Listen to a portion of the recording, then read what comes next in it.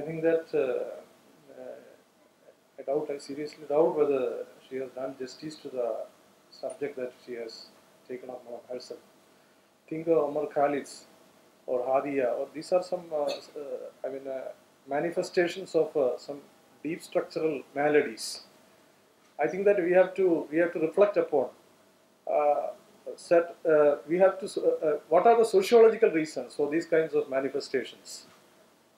What are the ideological reasons for this kind of typical manifestation? Why do youth take these particular kind of positions? At one point of time, during the Ayodhya struggle,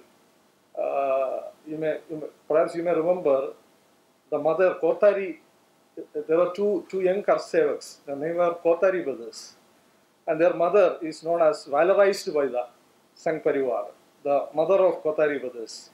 And she once made a statement that I had two flowers which Mulayam Singh Yadav and Lalu Yadav plucked out, and I am ready to sacrifice. If I had a third son, I would willingly and wholeheartedly, I would sacrifice my third son for the cause of demolishing Babri Masjid and constructing a Ram temple. And Kotari brothers' mother as an icon for the Sangh Parivar. What I said is that the kind of disintegration of the Nehruvian welfare model and the kind of belief which we have lost in the traditional left, whether in Bengal or whether in Kerala or whether in Tripura, the loss of faith in the traditional left and the kind of prevalence of ICT, information communication technology, and the free thinkers, the group of free thinkers, among the youths there are a group of free thinkers. And what I said is that we have to reflect upon the kind of sociological reasons why a particular youth or a group of people make a particular ideological affiliation. And that is my submission. And there is I think that during this period in Kerala, among the Muslim community, a large number of people, they are registering themselves to be part of the IS. And these are that. Why do we have these kind of among the youth? The youth of India are not useless. They are being used less by us, by political party, or they were led astray by us. And we have to make serious, sociological analysis of this phenomenon. That is my submission. While we can, give credit to the Hindutva Parivar for having created heroes like Omar Khalid, Kanhaiya Kumar, Jignesh Mewani or Chandrasekhar Azad in UP. One organization, youth organization, which has grown immensely in these times, especially since the emergence of Narendra Modi at the national scene, is the ABVP. I mean, most of the youths are part of that group, and they are the ones who are involved in these lynching incidents,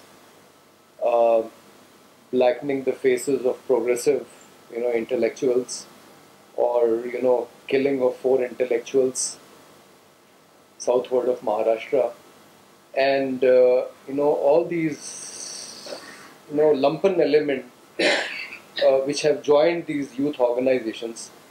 I'm facing a very serious dilemma at this point, because I was associated with a small party called Socialist Party, and there is this lumpen group in BHU which wants to become the youth wing of our party, and I don't know how to deal with them.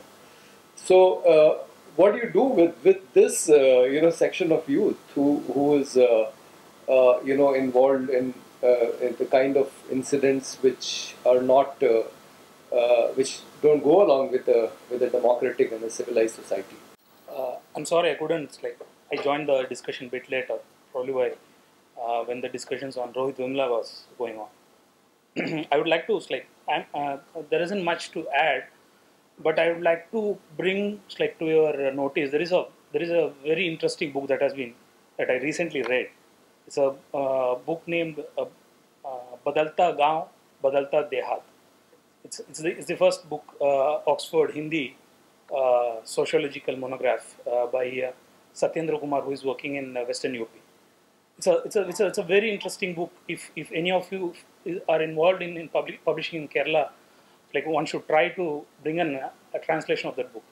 It's a book which deals from the political economy of the Western UP region, the land relations, whatever the traditional way of approaching the political economy, and then shifts to the desires and the aspirations of the youth, and how the BJP in that and the other right-wing forces try to intervene through those things, and the book deals very systematically of different castes, how the youth in different castes converge and also diverge in that case. So one observation that I would like to add is that many of the case studies that you come with is also very something that's restricted to the parlance, to the vocabulary of progressive left liberal space, progressive including Dalit section.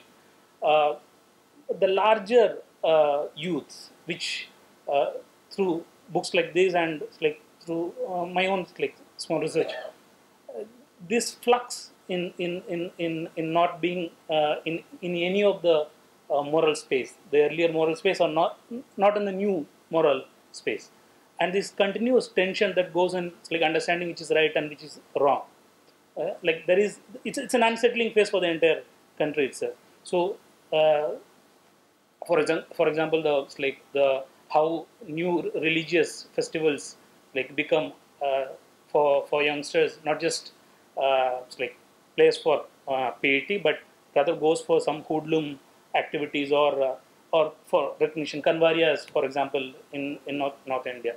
So I think we including these larger day-to-day youth perspectives would also give us, the academic community, a much more diabolic and an understanding of the youth. I think my comment right here will be to each every one of you, or to all, if you can find the Satyendra Kumar's articles or the book Badalta Gaon Badalta Dehat, you should put your hands on it. That's it. Right. The first question. Yeah, you were talking about lumpen elements, and no, that was you. Sorry, you were talking about a sociological reading of understanding why all this is happening, as in why young people are reacting in a particular way. I'm not looking. I was not looking at the binary of the left and the right wing alone, and that partly answers your question as well. That it is not just about the rise of the ABVP, or that BJP has given existence to somebody like Umar Khalid or Kanhaiya Kumar. My argument my argument is not that because of the rise of BJP, certain student leaders became prominent, or that it is because of the BJP that that Rohit Vemula was driven to suicide. My argument is basically that that there is a time, in different university campuses, in different spaces, and you were talking about right thinkers, right thinkers. Yeah, you're talking about sociological analysis. Yeah, I understood that, but I said is that it should be a fragmentary no. I was not. See, I do not want to talk about one particular political party or another, especially because my vocation is that of a journalist. So, but an understanding of youth unrest in India does not necessarily fall only in the sociological way of reading it, is what I feel. It is not in the fragments that the unrest lies. There are fragments, and they have been they have been coming to fore, like all the fragments that I mentioned. But there is a connecting link between all these fragmented agitations as well, and that basically is a conversation which young people are having with the nation. an idea called India, an idea which is, where you're talking about why are young people joining ISIS. Half of it, half of the people joining ISIS, absolutely did not happen. Half of it was also media creation. But the fact that, how is it that a person in Kerala is directly associating, themselves with something which is happening in the Middle East. This is a different state, it's a different nation. So why is it that, somebody who is from a very small place like Kerala is directly going to some place else? It is not just the way of reading, okay, now this Muslim community is becoming so radicalized that all these people are now going and joining ISIS as if Al-Qaeda was not enough. That is a very, that's a done to the death argument, isn't it? Like so many people are getting radicalized. My point was to find out, why is this radical argument? Why is this sharp, edge in in the articulations of young people? Why is it that the articulation is so sharp and so hurting and so direct that everybody else who hears them, they find it extremely uncomfortable? When Rohit Vemula died, students call it institutional murder. Half the country did not know what institutional murder was. They were saying that what, he committed suicide, now you are calling it murder, what the hell? So there is no way by which this language of politics was ever represented, is what I'm trying to say. And there is a reason why this language of politics was never represented, because this language of politics in the first place never came from these universities, because of the caste composition of these universities. Not just caste, religious composition of universities. Mandal had not happened. A lot of other things had not happened in several educational spaces in the country, because of its composition was of a particular nature. So now if you look at Osmania University, I'm giving you an example. Osmania University, at one point of time, people used to stand in queue to get admission in Osmania University. Now, when Telangana agitation of 2009 to 14 happened, every other educational guru in Hyderabad said that, of course, Osmania University, there will be a lot of people young people who are agitating, because see, there are no meritorious students who are studying in Osmania University, which used to be such a historic university that even Nizam's children used to go there. So the standards have fallen so much that, of course, agitations will happen. This is the way India has been defining young people and youth agitations. Because we are not able to figure out, it is not that Osmania University had fallen off the Nizam's graces that the agitation has happened. Out of the student leaders of Osmania University who formed a joint action committee, which led to the formation of the 29th state in India, 18 out of 20 of these student leaders were Dalit students, and 2 were OBC students. So this is an entire statehood agitation which started. Osmania University stood as the forte of Telangana, and nobody realized that, okay, why did this agitation happen here? Because when students in Osmania University agitated, there were people from slums across that area who came and agitated and started pelting stones. So the connection between Osmania University and the slums around India has not been able to figure out. And I think that is part of the sociological reading of understanding what youth unrest is about. And about what you had said, that there are a lot of people who do not fall into any of these categories of articulation, or they are living in an impasse. I feel that it is possible to. I have not tried to define the fissures. Actually, I've said that there are fissures in these, the youth unrest, but I have not tried to define what constitutes these fissures.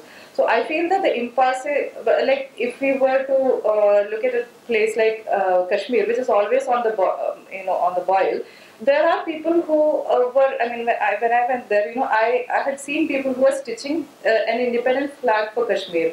For me, that's not something which I would want to dwell on while talking about the story of the land. For me, the story is about a 21-year-old, who says, who's from a well-educated family, you know, who doesn't fall into any of these radical, okay, poor people, poor Muslim people who are getting radicalized and joining Hizbul Mujahideen, that sort of a narrative they do not fall into. They are people like Manan Wani who doing a doctorate, and you know that would be my kind of story. I do agree that, you know, I mean some parts of that in passe perhaps I was not able to articulate it well, but I think that's a different story for another day. Okay, thank you.